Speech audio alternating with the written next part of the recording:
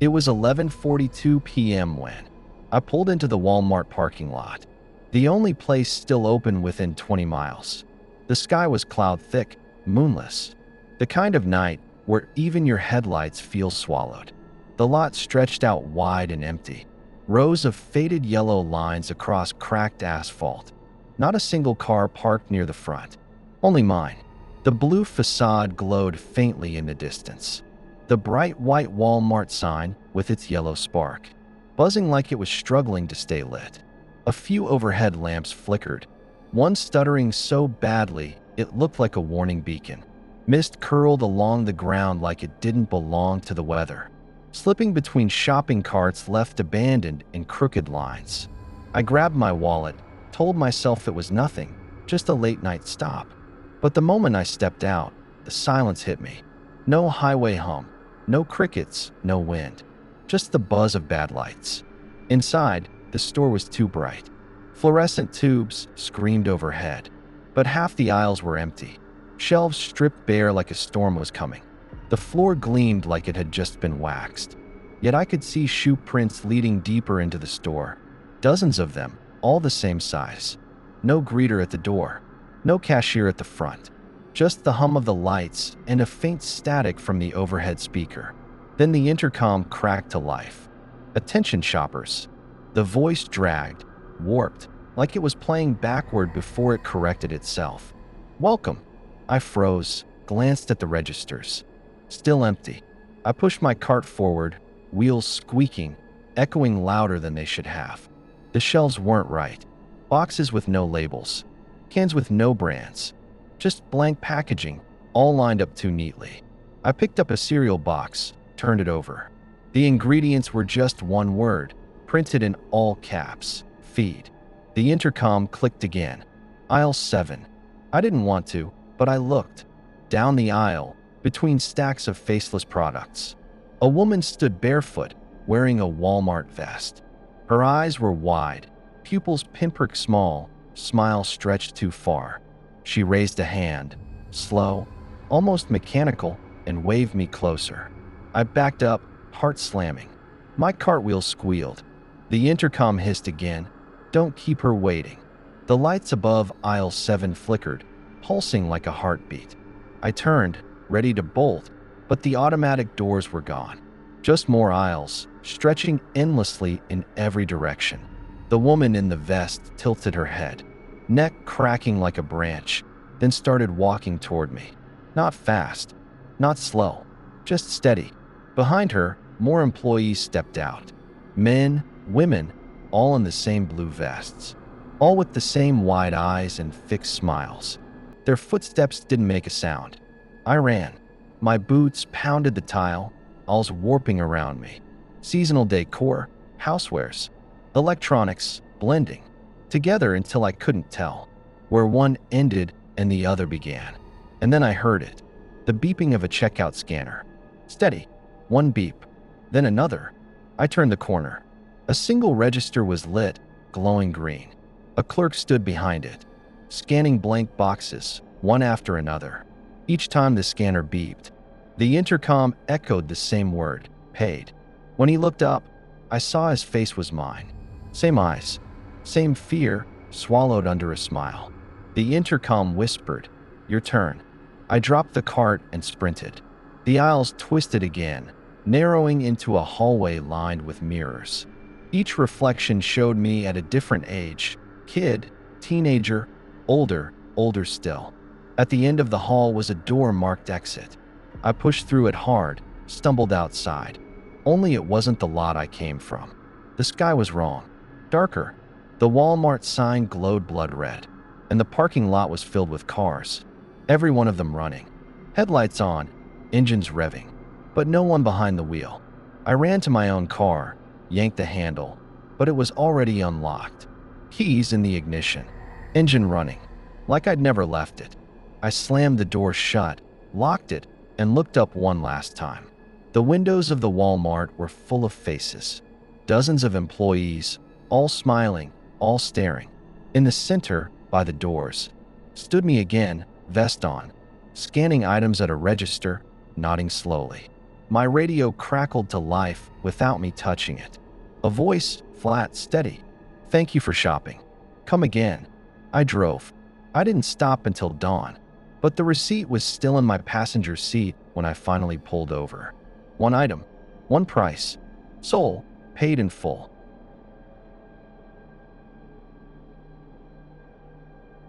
It happened in 2019, when a young man stopped into Walmart for what should have been a quick, ordinary trip, but instead of leaving with a cart full of groceries, he found himself caught in something far stranger and far more terrifying. Because sometimes the scariest place you can be isn't stuck outside, it's being trapped inside. It was late, around 11:30 p.m. I had just gotten off work at the Strip and decided to grab a few things from Walmart before heading home. The store was quiet, mostly empty. A few stragglers in pajamas, a couple of employees restocking shelves. I walked the aisles quickly, picked up some bread, milk, a frozen pizza. Just the essentials. Within 10 minutes, I was ready to check out. That's when I noticed something odd. Every single self-checkout was in use, but none of the people were moving. I pushed my cart closer. There were at least 8 people standing at the kiosks, but they weren't scanning. They weren't bagging. They weren't doing anything at all. Just standing, motionless, their carts half full. I remember one woman had her hand frozen midair, like she was about to place something on the scale, but she wasn't moving. None of them blinked. None of them breathed. They were mannequins, statues, or at least that's how it looked. I backed away, heart pounding, and went to the front registers.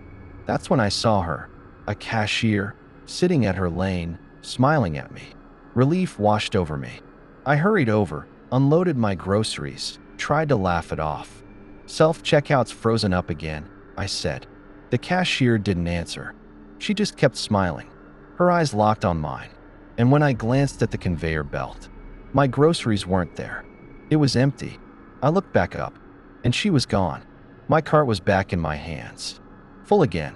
I was standing in the middle of the aisle, as if I hadn't gone to check out at all. I tried again. This time, I went to a different register. A man was standing there in a vest. "Can I check out here?" I asked. He nodded slowly, took one of my items, and scanned it. But instead of a price, the screen flashed a single word. "Stay?" My throat went dry. I grabbed the item back, abandoned the cart, and ran for the doors. The sliding doors opened with their usual hiss. Cool desert air hit my face. I sprinted into the parking lot, gasping with relief. I could see my car waiting. I dug my keys from my pocket, fumbled with the lock, threw the groceries in the back seat. I climbed in, started the engine, and looked up at the rearview mirror, and froze, because behind me was the Walmart entrance. The same sliding doors, the same glowing logo. Not the parking lot, not the desert. I was back inside. I stumbled out of the car, but the car was gone. So was the lot. I was standing by the registers again. Same cart, same groceries, same frozen customers at self-checkout. I tried again and again. Different aisles, different exits. Every time, I ended up back at checkout. Loop after loop. And each time, the store was a little emptier. Until finally, I was the only one left. I don't remember how I finally left. I just remember stumbling out into daylight, clutching my groceries like nothing had happened. But when I got home and looked inside the bags, they were filled with slips of paper, each one printed with the same word: "Stay." To this day, I won't use self-checkout, because sometimes when I hear that little beep, I swear I can still see that word flicker on the screen. A word I can't forget. Stay? That was story 8, the endless checkout. And if you thought being trapped inside Walmart was terrifying, wait until you hear about what workers in West Virginia found when they explored an abandoned Walmart late at night. I'd been on the road for hours. The highway stretched empty in both directions. Nothing but black trees pressing against the edges of my headlights. The kind of silence that makes you feel like the world has already ended, and no one bothered to tell you. When the green highway sign flickered past, "Rest Area 1 mile," it felt like salvation. I hadn't seen another car in nearly an hour, and I was running on caffeine fumes. The ramp curved into a cluster of trees, and the rest stop appeared. It was small, just a single concrete building with bathrooms, a couple of vending machines glowing against the wall, and 3 lamp posts buzzing faintly in the mist. The lot was almost empty, except for one car, an old white sedan parked crooked. No plates, windows blacked out. I killed the engine. Sat for a minute. My fingers drummed against the wheel, every nerve in me saying don't. But my bladder said otherwise. The bathroom was cold, damp. The lights overhead hummed, one flickering every few seconds, sending shadows crawling across the tiled walls. I splashed water on my face, leaned into the sink. When I looked up, that's when I noticed. The mirror wasn't right. It reflected me, but off, just slightly. A half-second delay, like it had to think before it copied me. When I blinked, it blinked late. When I lifted my hand, its hand followed after a beat, jerky, unnatural. And then it smiled.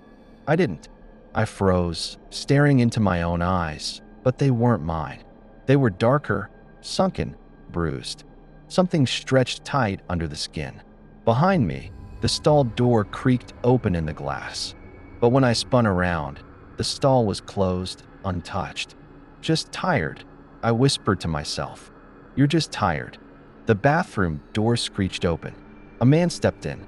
No, too tall to be just a man. His limbs seemed a fraction too long, his shoulders too broad. He wore a highway patrol uniform, but it sagged in places and stretched in others, like it didn't belong to him. A trooper's hat sat low over his face, shadowing his eyes. Evening, he said. His voice had static in it, like an old radio station not tuned right. I muttered something about passing through, kept edging toward the door. You looked in the mirror, didn't you? His head tilted, slow, unnatural. Most people don't. That's how it gets in. I didn't answer. My heart hammered so hard I felt it in my throat. The mirror behind me rippled like water. My reflection was closer now, pressed against the glass. Its grin was too wide, showing too many teeth. I bolted. The trooper didn't stop me. He just said, calm and final, too late. The parking lot wasn't empty anymore. Cars filled every space, but none of them were new. Station wagons with wood paneling, rusted pickup trucks, faded sedans. Their windows were fogged, but inside, shapes, slumped figures, dozens of them. My car sat where I left it, but wrong.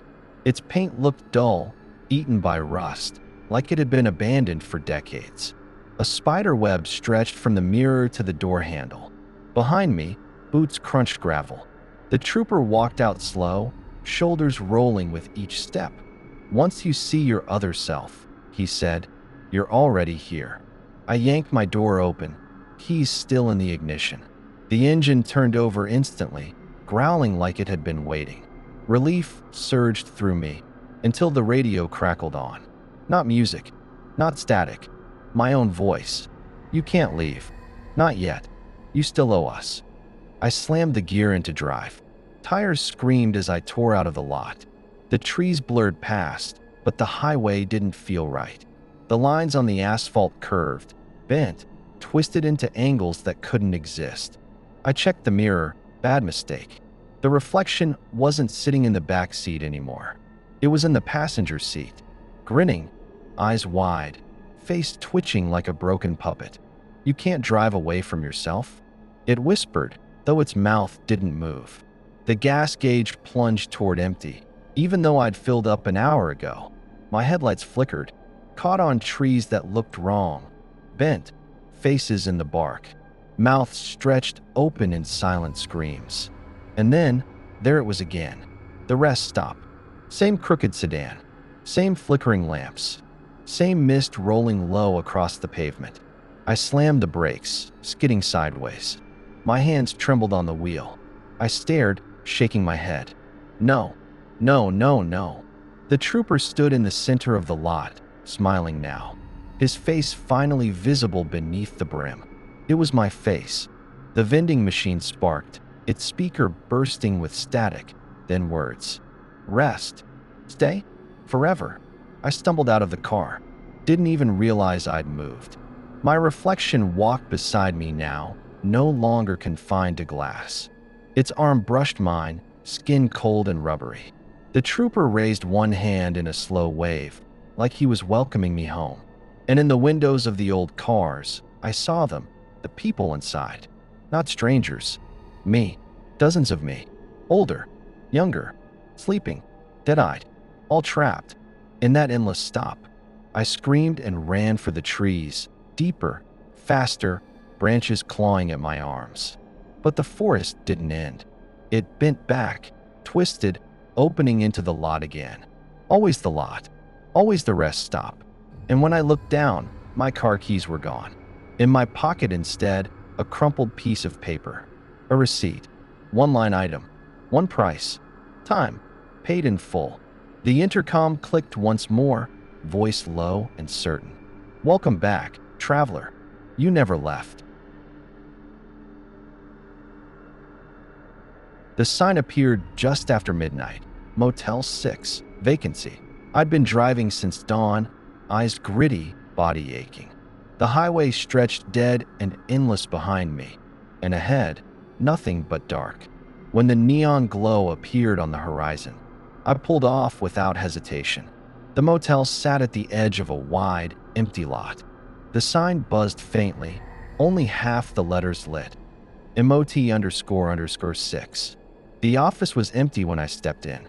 A bell sat on the counter, tarnished brass. I rang it once. The sound echoed far too long, like it carried through more than just walls. A moment later, a man appeared. Or maybe he'd been standing there already, and I just hadn't noticed. He was tall, thin, his skin as pale as the fluorescent light above. His smile was fixed, too wide. Room 7, he said, before I even asked. His voice was flat, practiced. That's your room. I reached for my wallet. How much? He slid the key across the counter. An actual metal key, heavy, attached to a cracked green fob. 7. No charge, he said. You've already paid. My stomach turned. What? But he was gone. Just gone, like he'd stepped into shadow and vanished. Room 7 was at the far end of the second floor. The building was shaped like a U, with all the doors facing the empty lot. The stair rail was rusted, paint peeling. The air smelled of mildew and cigarettes burned years ago. The hallway stretched longer than it looked from outside. Too many doors, all identical. Mine was at the end, or at least it should have been. When I counted, the numbers jumped. 5, 6, 8, 9. Backtracked. Still wrong. Then suddenly, 7 was there. The door opened easy. The room smelled faintly of bleach and something sweet rotting underneath. Standard motel, one bed. Nightstand, faded curtains. An old TV that clicked when it powered on, but showed only static. I dropped my bag, sat on the bed. The mattress sagged. The key fob was still in my hand, heavy and cold. That's when I saw the receipt on the nightstand. No motel logo, just block letters. Stay, paid in full. My stomach sank. The TV hissed louder. I reached for the remote. The static shifted, shapes forming. My reflection appeared on the screen, sitting on the same bed, staring back at me. Only it wasn't me. Its face was slack, eyes dark, mouth hanging open. It raised a hand, waved. My room phone rang. The sound nearly ripped me out of my skin. I picked it up, hands trembling. Check the bathroom. A voice whispered. I dropped the phone, the cord swinging like a noose. The bathroom door was shut. Steam curled faintly from under the crack. Slowly, against every instinct, I opened it. The mirror above the sink was fogged, as if someone had just showered. But the tub was dry, and written in the steam, across the glass, "Don't look." I blinked, and the words smeared themselves into something else. Too late. Behind me, the shower curtain rattled. I yanked it open. Empty. Just cracked tiles and a drain that smelled faintly of rot. When I turned back, the mirror was clear. My reflection stared at me, but smiling, wide, teeth too sharp. The TV in the other room roared suddenly, loud as thunder. I stumbled out of the bathroom. The screen now showed the motel. Parking lot, dozens of people, standing under the flickering lamps, all facing my room, all perfectly still. I ran to the window, ripped open the curtains. The lot was empty, but when I looked back at the TV, the people were closer, filling the bottom of the screen. Faces blurred, distorted, but every single one of them was smiling. The phone rang again. I didn't pick it up. The voice still came through, low, distorted. Check out is never. The lights in the room cut out. The TV screen glowed brighter, static swallowing the faces, twisting them into one shape. One figure, too tall, limbs stretching to the edges of the screen. And then I heard the door to my room unlock. Slow. Click. Creak. I froze, eyes locked on the shadows stretching across the floor. Long wrong. The last thing I saw before the TV went black was my reflection, leaning out of the screen, grinning wide as it whispered, "Welcome to room 7."